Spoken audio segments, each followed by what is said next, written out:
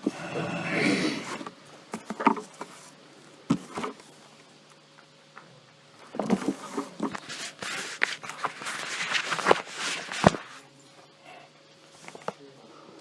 اللہ الرحمن الرحیم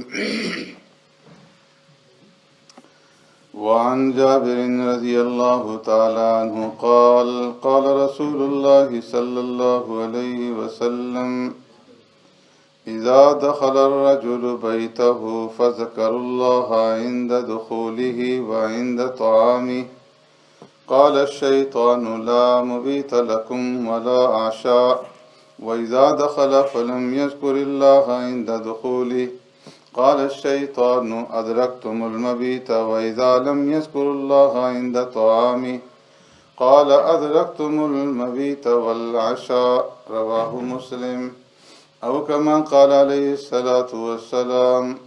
صدق رسول الله صلى الله عليه وسلم۔ حضرت جابر رضی اللہ تعالی عنہ روایت فرماتے ہیں، آقا نامدار سرور کائنات رحمت دو عالم صلی اللہ علیہ وسلم نے ارشاد فرمایا، اذا دخل الرجل بیتہ، جب کوئی آدمی اپنے گھر میں داخل ہوتا ہے، فذکر اللہ عند دخولہ، اور گھر میں داخل ہوتے وقت وہ اللہ کا نام ذکر کرتا ہے، یعنی بسم اللہ پڑھتا ہے،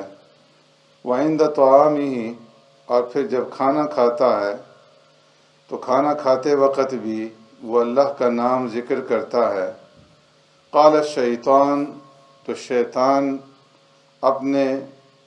کارندوں سے، اپنے ماتحتوں سے یہ کہتا ہے، لا مبیت لکم ولا عشاء، کہ اس گھر میں تمہارے لیے کوئی ٹھکانہ نہیں ہے، اور نہ ہی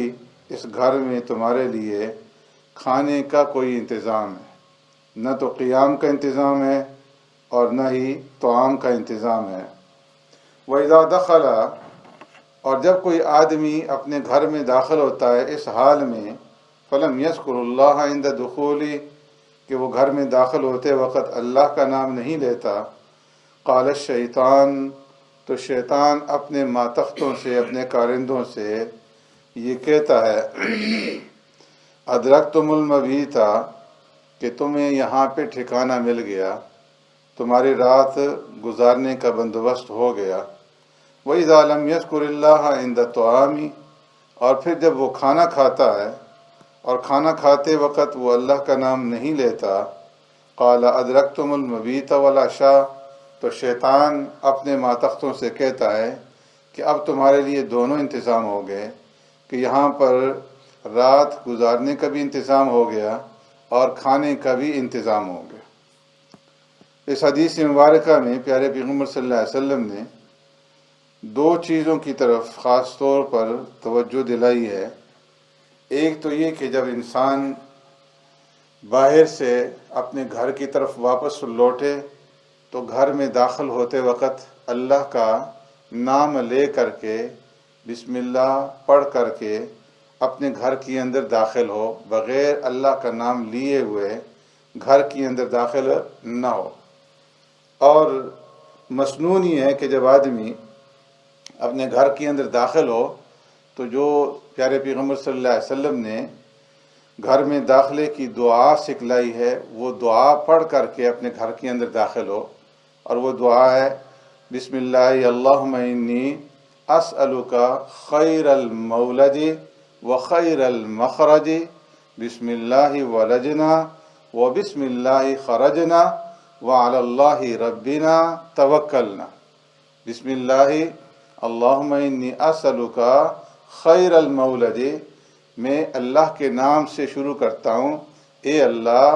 انی اسألک خیر المولد، میں تجھ سے سوال کرتا ہوں کہ گھر کے اندر میرا داخلہ خیر اور عافیت کے ساتھ ہو۔ اس لیے کہ انسان جب گھر سے باہر نکلتا ہے تو گھر واپس لوٹتے وقت اسے معلوم نہیں ہوتا کہ گھر کی کیفیت کیا ہے، اس کے جانے کے بعد گھر کے اندر کیا حالات پیش آئے، کوئی بیمار ہے، کوئی تکلیف کے اندر ہے، کوئی خدا نخواستہ کسی پریشانی کے اندر مبتلا ہو گیا ہے، تو ایسا نہ ہو کہ وہ گھر میں داخل ہو اور آگے اسے پریشانی کا سامنا کرنا پڑے۔ تو اس لیے اللہ سے داخلے کے وقت جو ہے یہ سوال کر لے کہ اللہ جب میں گھر میں داخل ہوں تو خیر اور عافیت کے ساتھ میرا یہ داخلہ ہو، وہ خیر المخرج، اور جب دوبارہ مجھے گھر سے نکلنا پڑے اور تو میں گھر سے باہر نکلوں تو نکلنا بھی خیر اور عافیت کے ساتھ ہو۔ ایسا نہ ہو کہ میں گھر میں داخل ہوں اور وہاں پر کوئی بیمار ہے تو اس کو بیماری کی خاطر جو ہے مجھے نکلنا پڑے، ڈاکٹر کے پاس لے جانے کے لیے نکلنا پڑے، دوائی کے لیے نکلنا پڑے، تو یہ جو نکلنا ہوگا اچانک پریشانی کا، یہ خیر کا نکلنا نہیں ہوگا۔ تو اس لیے یہ سوال کر لے کہ اللہم انی اسألک خیر المولج و خیر المخرج، اے اللہ میرا داخلہ بھی عافیت اور خیریت کے ساتھ ہو اور گھر سے نکلنا بھی خیر اور عافیت کے ساتھ ہو۔ بسم اللہ ولجنا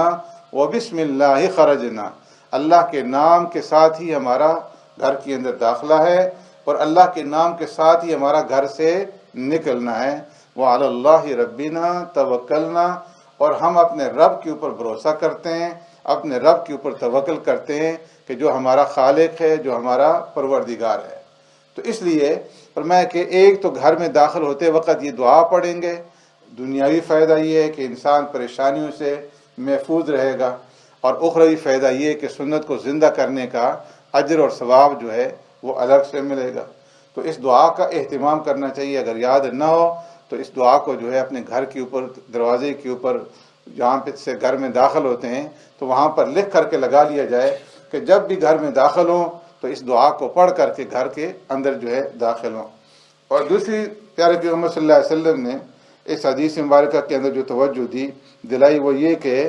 آدمی جب کھانا کھائے تو اس کے اوپر اللہ کا نام ذکر کرے، جس طرح کل جو ہے احادیث آپ حضرات کے سامنے گزر چکی ہیں کہ کھانے کے اوپر جو ہے اللہ کا نام بسم اللہ الرحمن الرحیم پڑھ کر کے کھانا جو ہے وہ شروع کیا جائے۔ اگر بغیر اللہ کا نام لیے ہوئے کھانا شروع کر دیا جائے گا تو شیطان اس کھانے کے اندر جو ہے شریک ہو جائے گا اور اس کھانے کے اندر جو ہے برکت نہیں رہے گی۔ اور فرمایا کہ یہ اللہ کا نام لینا بظاہر تو معمولی سی چیز نظر آ رہی ہے کہ آدمی بسم اللہ الرحمن الرحیم پڑھ کر کے کھانا شروع کرتا ہے، لیکن اگر انسان تھوڑا سا کھانا جب اس کے سامنے آئے تو غور و فکر کے ساتھ، دھیان کے ساتھ بسم اللہ الرحمن الرحیم پڑھے تو اس کے اوپر اللہ رب العزت کی معرفت کا دروازہ جو ہے وہ کھل جاتا ہے کہ جب آدمی کھانے کے اوپر بیٹھے تھوڑی سی دیر کے لیے رک جائے اور کھانے کی طرف نگاہ ڈالے اور بسم اللہ الرحمن الرحیم پڑھ کر کے کھانا شروع کر کے یہ گویا کہ اقرار کرتا ہے بندہ کہ اے اللہ یہ کھانا حاصل کرنا یہ میرے بس کے اندر نہیں تھا، میری طاقت کے اندر نہیں تھا کہ میں اس کھانے کا انتظام کر سکتا، یہ تیری ہی عنایت ہے، تیری دین ہے کہ تو نے مجھے یہ کھانا جو ہے عطا فرمایا۔ تو اس لیے فرمایا کہ ایک آدمی جو ہے لقمہ جو اٹھا کر کے منہ میں ڈالتا ہے، 1 منٹ کے اندر جو ہے آدھے منٹ کے اندر اس نے لقمہ ڈالا اور حلق سے نیچے اتار لیا، تو فرمایا کہ یہ جو لقمہ اس کو ملا ہے اگر وہ اس کے اندر غور کرے تو اللہ رب العزت کی معرفت کا دروازہ کھلے گا کہ کہاں سے جو ہے یہ لقمہ تیار ہوا، کہاں پہ کسی کاشتکار نے زمین کے اندر ہل چلایا، کئی دفعہ ہل چلایا، پھر بیج ڈالا، اور پھر بیج ڈالنے کے بعد جو ہے اس بیج کے اوپر اللہ نے ہوائیں چلائیں، دھوپ لگائی اور بارش اتاری، اور پھر اس کے بعد جو ہے اس بیج سے ایک نرم و نازک کومپل جو ہے وہ پیدا ہوئی کہ منو مٹی کو اس نے پھاڑا، اتنی نرم و نازک ہے کہ آدمی اگر صرف اس کو چھو لے تو وہ جو ہے مسل جائے، لیکن وہ مٹی کو پھاڑ کر کے باہر نکلتی ہے، پھر اس سے پودا بنتا ہے، پھر درخت بنتا ہے، پھر پھول آتے ہیں، پھر خوشے لگتے ہیں، اور پھر اس کے اندر دانے لگتے ہیں، اور پھر جب کھیتی تیار ہوتی ہے تو کٹنے کے اندر کئی لوگوں کی محنت لگتی ہے، پھر اس کے بعد اس کو صاف کیا جاتا ہے، بھوسا الگ کیا جاتا ہے، دانے الگ کیے جاتے ہیں، اس میں کئی لوگوں کی محنت، جانوروں کی محنت، اور اس کے بعد جو ہے اس کو بوریوں میں بند کر کے مارکیٹ تک پہنچایا جاتا ہے، اور پھر وہ چکی تک پہنچتی ہے، وہاں پہ اس کو پیس کر کے آٹا بنایا جاتا ہے، کئی لوگوں کی محنت یہاں پر، اور پھر جب آٹا بن کر کے پھر پیک ہو کر کے مارکیٹ کے اندر آتا ہے اور آپ جا کر کے اسے خرید کر کے گھر لاتے ہیں، تو گھر میں لا کر کے پھر اسے گوندا جاتا ہے، گوندنے والوں کی محنت الگ، پکانے والوں کی الگ، اس میں پھر آگ کی جو ہے طاقت الگ ہے، پانی کی الگ ہے، کئی یہ طاقتیں جو ہیں اس کے اندر جمع ہیں، تو ایک لقمہ جو ہے ہم تک پہنچا، اس میں کتنی مخلوقات کی محنت ہے۔ تو اس لیے فرمایا کہ اس کے اوپر تھوڑی سی انسان توجہ کرے تو اسے اللہ رب العزت کی معرفت ہوگی، اور دل سے پھر شکر نکلے گا کہ اے اللہ، میری طاقت نہیں تھی کہ یہ لقمہ میں حاصل کر لیتا، اپنے بل بوتے پہ یہ تیرا احسان ہے کہ تو نے اتنی مخلوقات کی خدمت لے کر کے اس لقمے کو مجھ تک پہنچایا ہے۔ تو اس لیے فرمایا کہ دونوں چیزوں کا اہتمام ہو، کہ کھانے کے اوپر بھی اللہ کا نام لیا جائے، اور جب گھر کے اندر داخل ہوں تو اللہ کا نام لیا جائے، تاکہ شیطان کا داخلہ جو ہے گھر کے اندر نہ ہو۔ اگر بغیر اللہ کے نام لیے ہوئے گھر میں داخلہ ہو جائے گا تو فرمایا کہ شیطان کو ٹھکانہ مل جائے گا، اور پھر اس گھر کے اندر شیطان جو ہے بندے کو طرح طرح کی مصیبتوں کے اندر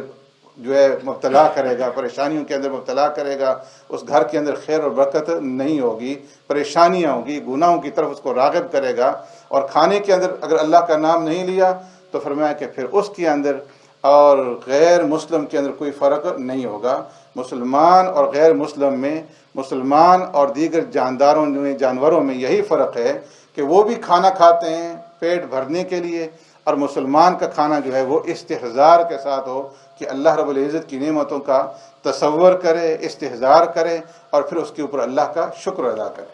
سبحانک اللہم و بحمدک، نشہد ان لا الہ الا انت، نستغفرک ونتوب الیک۔ اللهم ربنا آتنا في الدنيا حسنة وفي الآخرة حسنة وقنا عذاب النار وقنا عذاب القبر وقنا عذاب الحشر وقنا عذاب الدين وقنا عذاب الميزان. اللهم إنا نعوذ بك من عذاب جهنم ونعوذ بك من عذاب القبر ونعوذ بك من فتنة المسيح الدجال ونعوذ بك من فتنة المحيا والممات. اللهم لا مانع لما أعطيت ولا معطي لما منعت ولا ينفع ذا الجد منك الجد. سبحان ربك رب العزة عما يصفون وسلام على المرسلين والحمد لله رب العالمين برحمته.